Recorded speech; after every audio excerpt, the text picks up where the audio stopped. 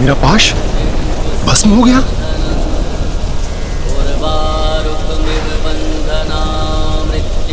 मेरे पाश के भस्म होने का, मेरे इतने बड़े अपमान का कारण यही तुच्छ ऋषि बालक और इसका हठ है, जिसे मैं अब अवश्य भंग करूंगा। देखता हूँ महादेव भी मृत्यु से इसकी रक्षा कैसे करते हैं।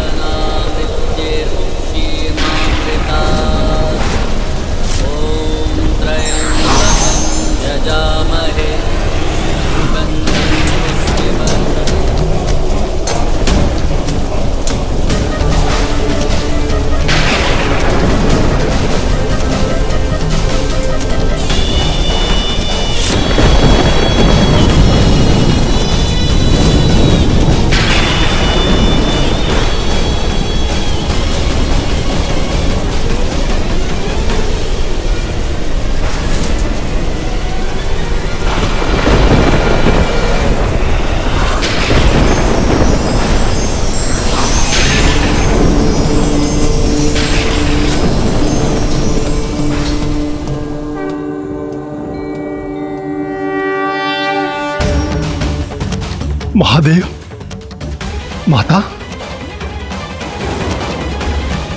आदिशक्ति अपने अर्धनारेश्वर रूप में।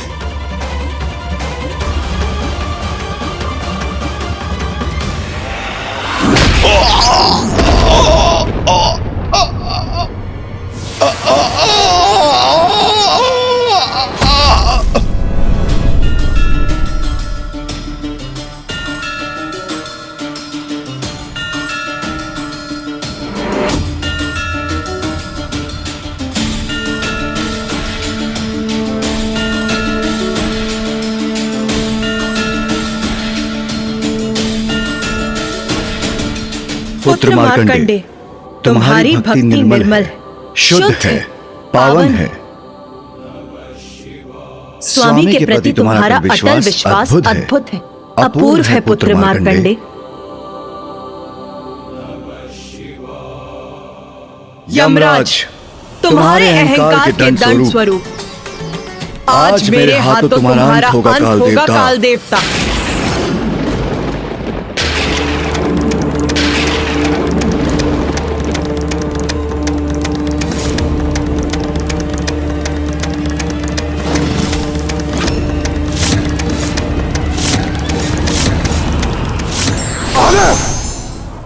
माता पार्वती, माता ऐसा अनर्थ मत कीजिए प्रभु, क्षमा कर दीजिए मेरे पुत्र को। सूर्यदेव, हट जाइए मेरे मार्ग से। मैं आपसे विनती करता हूं प्रभु, मेरे पुत्र को क्षमादान देने की कृपा कीजिए।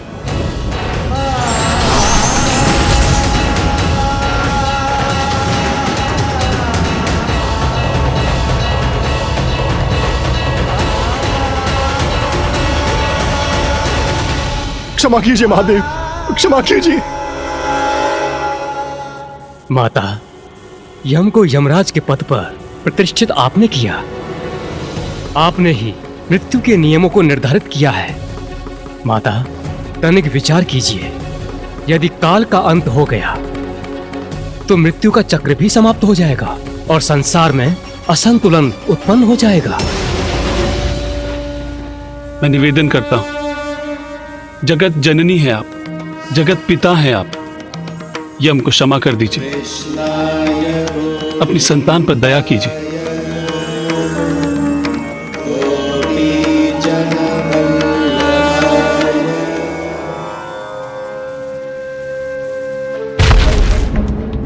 महादेव, क्षमा कीजिए महादेव।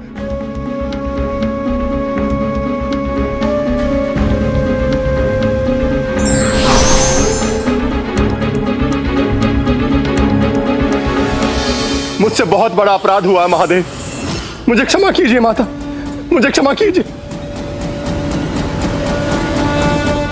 माता, आपने और पिताश्री ने अर्धनारीश्वर रूप में ऋषि मार्कंडे की यमराज से रक्षा तो कर ली, किंतु माता। किंतु क्या गणेश? मेरी धृष्टता क्षमा करें माता, किंतु मैं यमराज का अपराध नहीं समझ सका। वो तो अपना वही कर्तव्य निभाने आए थे जो आपने और पिताश्री ने उन्हें कालदेव के रूप में सौंपा था। तो फिर उनकी भूल क्या थी माता?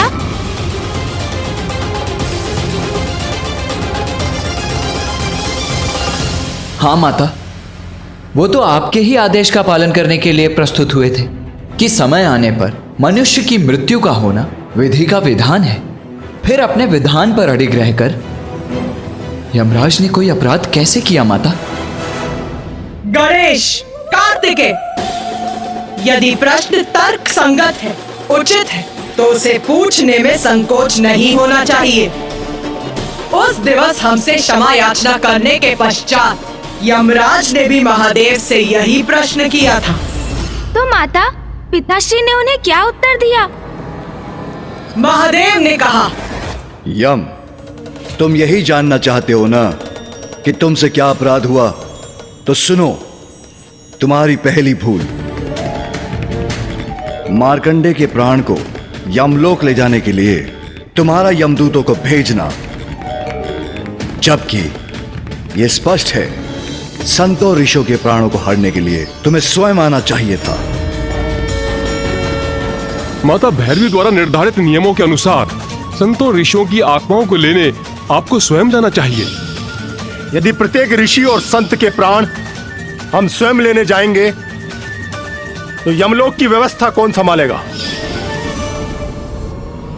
तुम्हारी दूसरी भूल अधिकार के अहंकार में आकर मेरे भक्त मार्कंडे द्वारा की जाने वाली मेरी पूजा में व्यवधान डालना।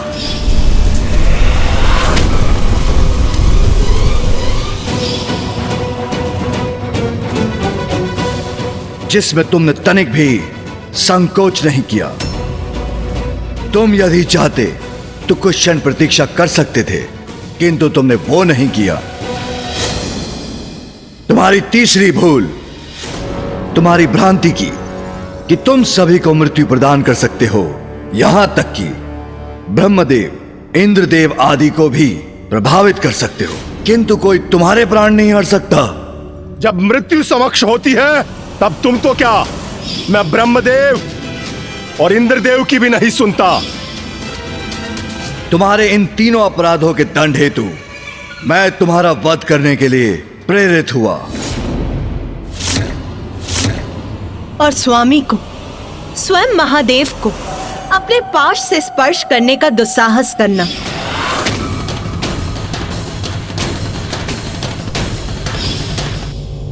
इन सभी में सबसे बड़ा अपराध था। महादेव, माता भैरवी ने मुझे इतना महत्वपूर्ण दायित्व दिया जिसके कारण मुझ में अहंकार जागृत हुआ। मुझे क्षमा कीजिए महादेव, मुझे क्षमा कीजिए माता। यम, मैंने तुम्हें अपने देवी भैरवी रूप में इतना बड़ा कर्तव्य सौंपा और तुम स्वयं को समस्त जीवन का नियंत्रक समझ बैठे। ये बहुत बड़ी भूल है तुम्हारी। तुम्हारा चुनाव एक अत्यंत महत्वपूर्ण दायित्व निभाने के लिए हुआ है, किंतु तुम उस शक्ति का अहंकार कर उसका दुरुपयोग करने लगे। यह सर्वथा अनुचित है। क्षमा कीजिए माता, मुझसे भूल हुई है। विधि का विधान कोई भंग नहीं कर सकता, इसलिए बालक मार्कंडे के लिए उस विधान का अपमान मैं भी नहीं करूंगा। आयु पूर्ण होने पर मनुष्य को मृत्यु अवश्य प्राप्त होनी चाहिए।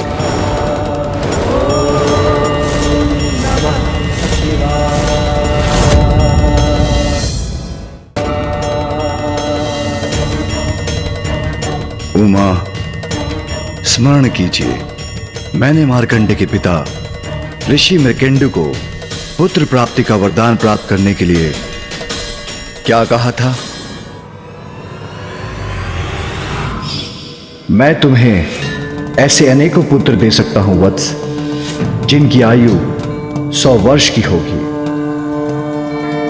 किंतु जो बुद्धिहीन होंगे, तेजहीन होंगे, अथवा एक ऐसा पुत्र जो तेजस्वी, मनस्वी और ज्ञानी होगा, किंतु उसकी आयु मात्र 16 वर्ष की होगी।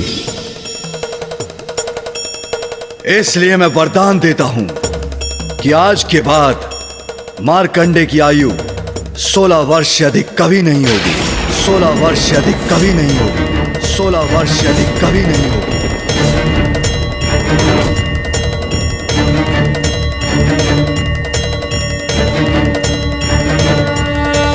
इस अवस्था में यमराज को मार्कंडे को मृत्यु प्रदान करने की कोई आवश्यकता ही नहीं। कर्पूरगारं करुणावतारं संसारसारं भुजगेन्द्रहारं सदा वसन्तं हृदयारविन्दे भवं भवानी सहितं नमामि।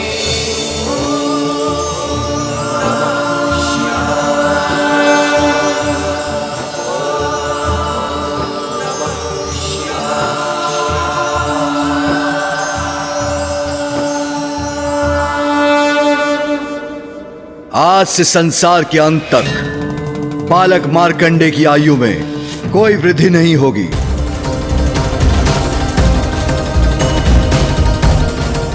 ये सदैव चिरंजीवी रहेंगे। पुत्र मार्कंडे, ये सब तुम्हारी भक्ति और माध्यम से तुम्हारे द्वारा महामृत्युंजय मंत्र के आविष्कार के कारण हुआ। जब तुम अपनी मृत्यु को अपने समक्ष पाकर निरुपाय हो चुके थे तो तुमने भक्ति और निष्ठा से मुझे पुकारा और तुम्हारे मुख से स्वतः ही महामृत्युंजय मंत्र प्रस्फुटित होने लगा। तब तुम्हें इस मंत्र का महत्व ज्ञात नहीं था पुत्र मार्कंडे, किंतु महामृत्युंजय मंत्र के जाप से ही तुम्हारे प्राणों की रक्षा संभव हुई।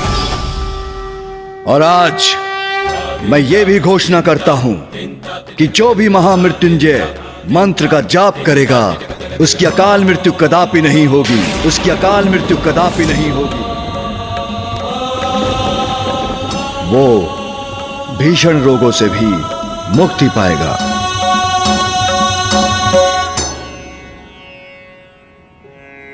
महादेव, मैं कृतार्थ हुआ प्रभु। आज आपने और माता ने एक पुत्र को यह अवसर प्रदान किया कि वो अपने माता पिता की निराशा को आशा और आनंद में परिवर्तित कर सके। यह आपकी दया, कृपा और आशीष का ही परिणाम है। पुत्र मार्कंडे, मुझे पूर्ण विश्वास था तुम्हारी प्रार्थना महादेव तक अवश्य पहुंचेगी। तुम में एक विशेष गुण है पुत्र। तुम्हारे शब्द हृदय में प्रवेश कर आत्मा तक पहुंच जाते हैं।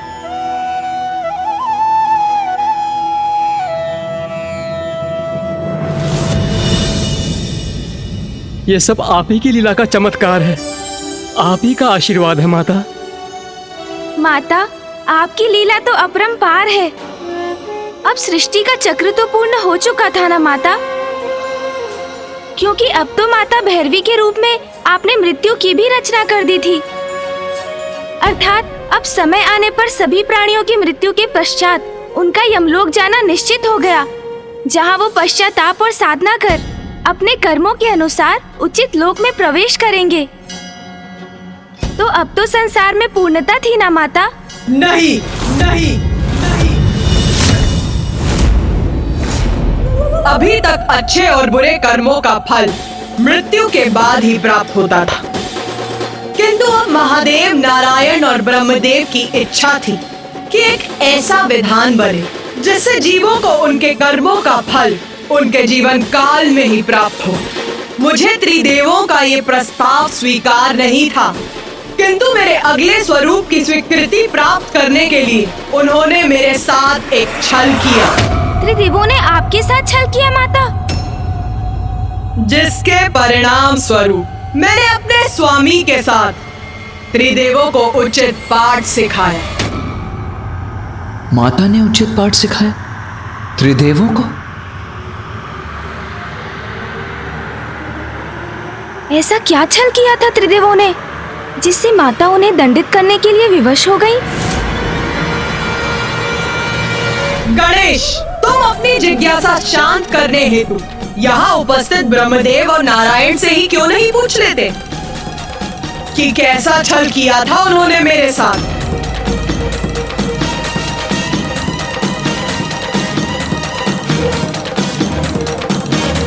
देवी, उस समय हमने जो भी किया था लोक कल्याण के हित के लिए किया था। किंतु मामा जी, आप सभी ने ऐसा क्या किया था?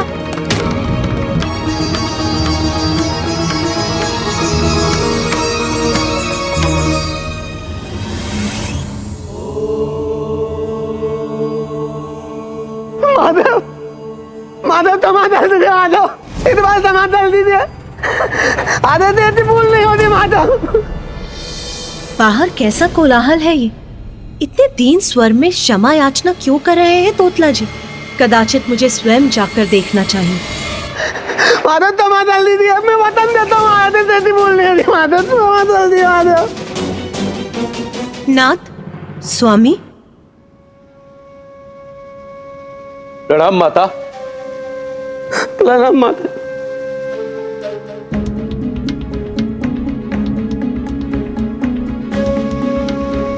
किस अपराध की क्षमा मांग रहे हैं तोतला जी? नंदे, तुम ही बताओ। जी प्रभु। माता, कैलाश के उपवन में कुछ मृग आकर यहाँ के फल खाने लगे।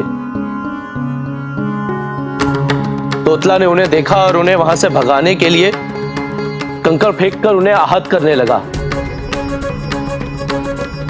कुछ कारण से मैं वहां गया था तो मेरी दृष्टि तोतला की इस दुष्टता पर पड़ गई। ऐसा भय का भाव उनके नेत्रों में देखकर माता, उनकी इन दीनता के भाव से किसी का भी हृदय द्रवित हो उठे। ये तो सर्वथा अनुचित है तोतला जी। निर्बल असहाय जीवों को भगाने का विचार भी कैसे आया आपके मन में? माते, माता मुझे टमाटर दीजिए माते। आधे से नहीं होता माते। मैं उन्हें तेलाते ऊपर से पलटाते थे तब मैं तेला तो बैठा था माते। माते ऐसी भूल नहीं होती माते। भूख प्यास से त्रस्त कैलाश पर आए और उन्हें यहाँ निर्दयता से भगा दिया जाए, ये तो अनुचित है। ऐसा पुनः नहीं होना चाहिए तोतला जी, इसका स्मरण रखिए। अब जाइए यहाँ से। माते, मैं तुम्हें अल्लाह तुम ना माते।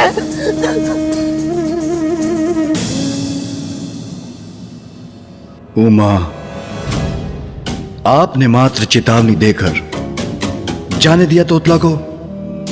यह क्या उचित था? मैं आपका प्रश्न नहीं समझी स्वामी। ये उचित नहीं था तो फिर क्या करना चाहिए था हमें? असहाय जीवों को उनके भोजन से वंचित किया, उन्हें आहत किया। क्या इस अपराध का दंड नहीं प्राप्त होना चाहिए था तोतला को? उमा, हम जीवों को उनके अच्छे कर्मों के लिए पुरस्कृत करते हैं, तो क्या उनके बुरे कर्मों के लिए दंड नहीं देना चाहिए,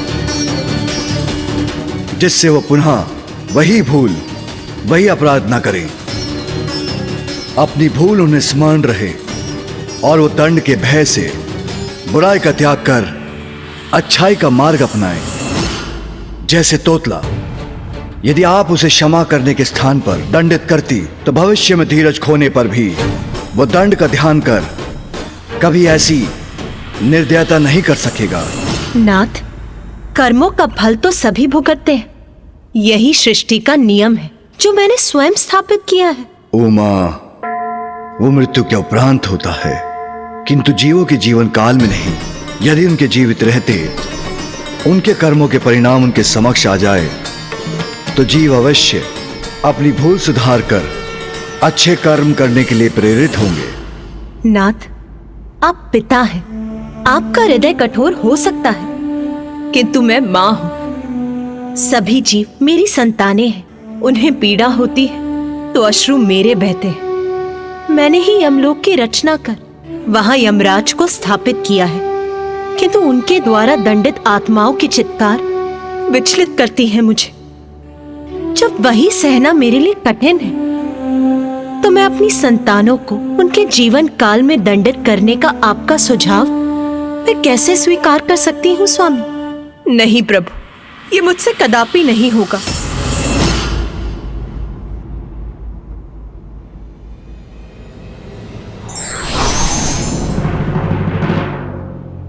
नारायण, मैंने देवी पार्वती से संवाद किया, किंतु जीव उसी जीवन काल में दंडित हो, यह आपकी बहन को कदापि स्वीकार नहीं। परंतु यह महत्वपूर्ण है महादेव। जीवों को उनके जीवन काल में ही उनके कर्मों का महत्व समझना आवश्यक है। इससे उनके हृदय में धर्म के प्रति आस्था बढ़ेगी, और यदि अधर्म ने उन्हें अपनी ओर आकर्षित भी किया तो वो उससे दूर रहने के लिए प्रेरित रहेंगे। इसलिए जन कल्याण हेतु हमें देवी पार्वती को कोई न कोई उपाय कर इस बात की स्वीकृति लेनी ही होगी। मेरा प्रयास तो विफल रहा, किंतु आप तो लीलाधर हैं नारायण। अब आप ही कोई लीला रचिए, तब उमा श्री महाकाली के सप्तम रूप को प्रकट करेंगी। उनके उस स्वरूप का प्रकट होना अब संसार के लिए अति आवश्यक है। उचित है महादेव। महादेव, बहुत समय हो गया आपने ब्रह्मदेव को, देवी सरस्वती को, मुझे और देवी लक्ष्मी को अपने यहां भोजन पर आमंत्रित नहीं किया। नारायण, हम इतने महत्वपूर्ण विषय पर संवाद कर रहे हैं और आप अकस्मात भोजन की बात करने लगे। महादेव, मैं अपनी लीला तो तभी रच सकता हूं जब मैं स्वयं देवी पार्वती के समक्ष रहूं। आप बस हम सभी को अपने यहां भोजन पर आमंत्रित कीजिए, अन्य सभी कुछ आप मुझ पर छोड़ दीजिए। किंतु हां, स्मरण रहे, सामान्यतः आप अल्पाहार करते हैं, परंतु हां, कल जब आप हमारे साथ भोजन करेंगे तो आपको अपना अल्पाहार त्याग कर कहीं अधिक भोजन खाने का कष्ट उठाना पड़ेगा। मेरी लीला में, मेरी योजना में आपका महत्वपूर्ण भाग है जो आपको निभाना ही होगा। किंतु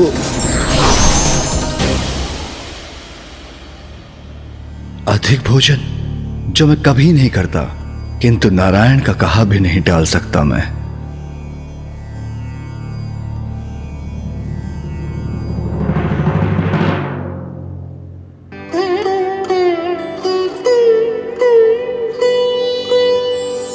स्वामी,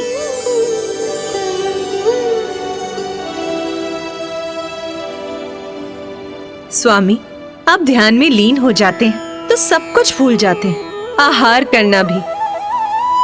लीजिए, पहले फलाहार कर लीजिए, उसके बाद पुनः ध्यान कर लीजिएगा।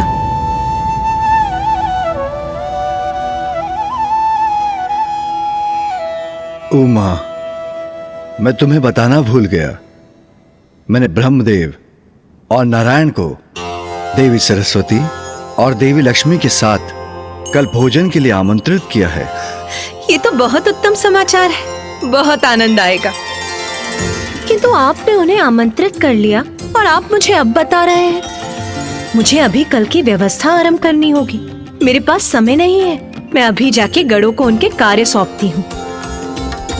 व्यवस्था उचित होनी चाहिए और समय कम है, मुझे सब कुछ शीघ्रता से करना होगा।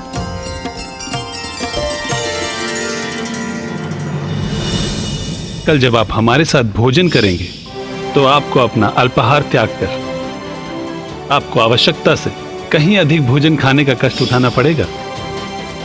मेरी लीला में, मेरी योजना में आपका महत्वपूर्ण भाग है जो आपको निभाना ही होगा।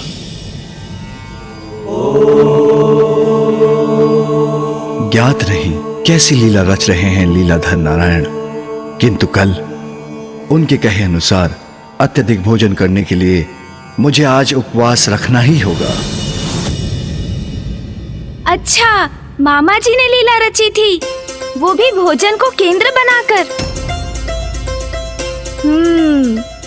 ये तो बहुत ही रहस्यमय लीला प्रतीत होती है। मुझे भनक भी नहीं थी, किंतु ये सब मेरे अगले स्वरूप को प्रकट करने के लिए किया जा रहा था।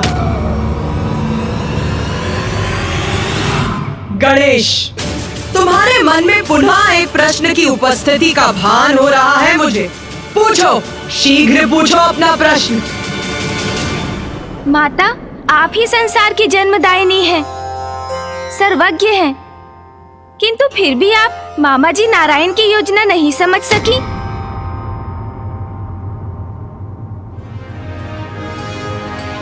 हाँ माता, आपने ही अपनी लीला के माध्यम से मधु और कैटव असुरों को उत्पन्न किया। मामा जी को उनकी योग निद्रा से बाहर निकालने में भी आप ही उनकी सहायक बनी। पृथ्वी की रचना के लिए आपने उस संपूर्ण घटना को गढ़ा, तब भी मामा जी आपकी लीला के भाग बने। फिर अब आपको उनकी इस लीला का आभास क्यों नहीं हुआ माता?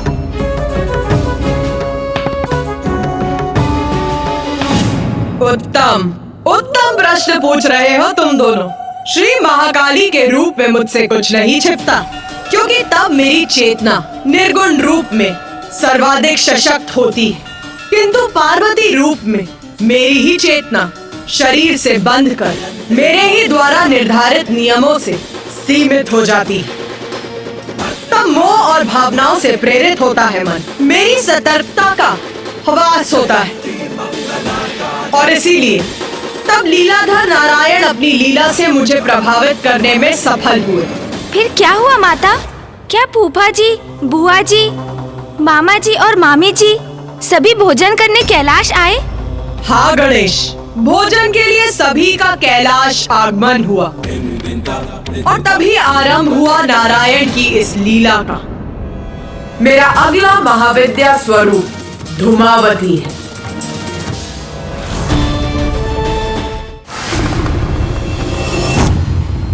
अति उत्तम। इस बार की भोजन की व्यवस्था तो पूर्व से भी अधिक उत्तम प्रतीत होती है।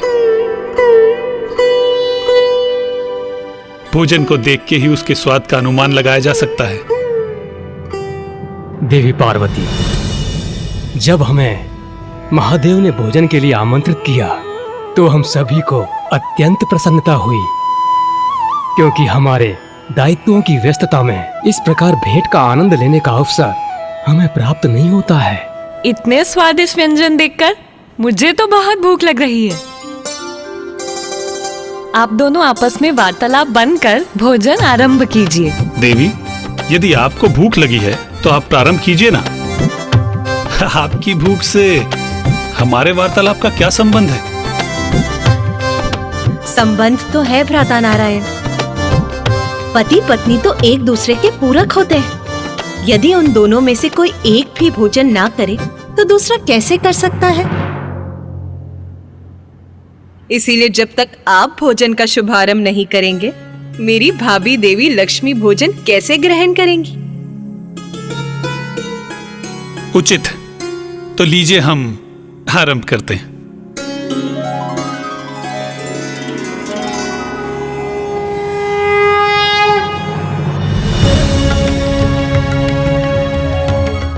देवी पार्वती ने उचित कहा। पति पत्नी में एक भोजन से वंचित रहे तो दूसरे को भोजन करने की इच्छा कैसे हो सकती है? एक साथ भोजन करने का सुख ही कुछ और है। जो पति पत्नी साथ भोजन करते हैं उनका स्नेह सदा बना रहता है। देवी पार्वती, इतना स्वादिष्ट भोजन है कि मुझसे तो रुका ही नहीं जा रहा।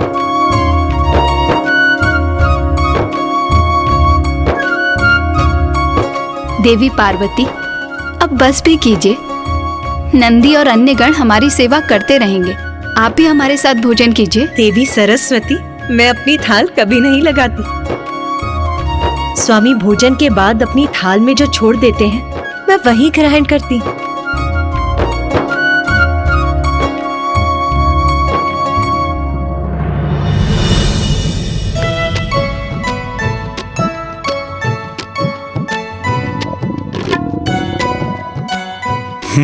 प्रतीत होता है बहन पार्वती को भी भूख लगने लगी। यही तो चाहता था मैं।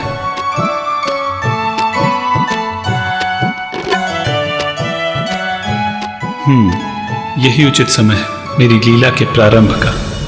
स्वामी को सदा मेरा स्मरण रहता है। मेरे प्रति उनके स्नेह का परिचायक है ये भोजन। इसीलिए कितनी भी भूख क्यों ना लगी हो मुझे, मैं तो उसी भोजन की प्रतीक्षा करूंगी जो स्वामी ने मेरे लिए शेष रखा है।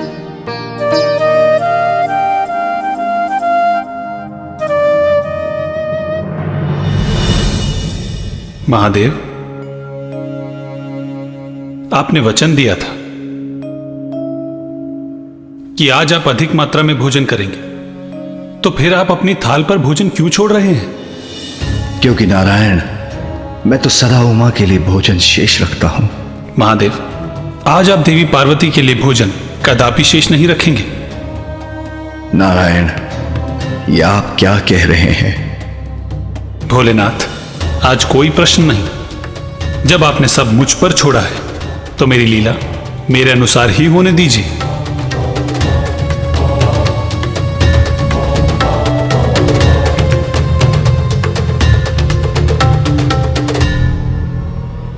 मुझे क्षमा करना उमा, मैं विवश हूं।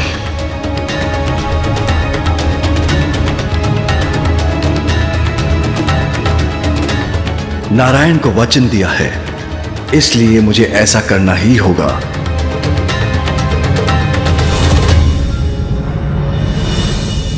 माता श्री महाकाली, पिताजी तो सदैव माँ के लिए भोजन शेष छोड़ते आए हैं, किंतु इस बार उन्होंने नहीं छोड़ा, जबकि माँ की भूख बढ़ती जा रही थी। इसका परिणाम तो अवश्य ही भयंकर हुआ होगा। बताइए ना माता। जगत के कल्याण के लिए स्वयं ईश्वर भी अपनी ही लीला का पात्र बनकर हमें यही संदेश देते हैं, कोई भी घटना अकारण नहीं होती।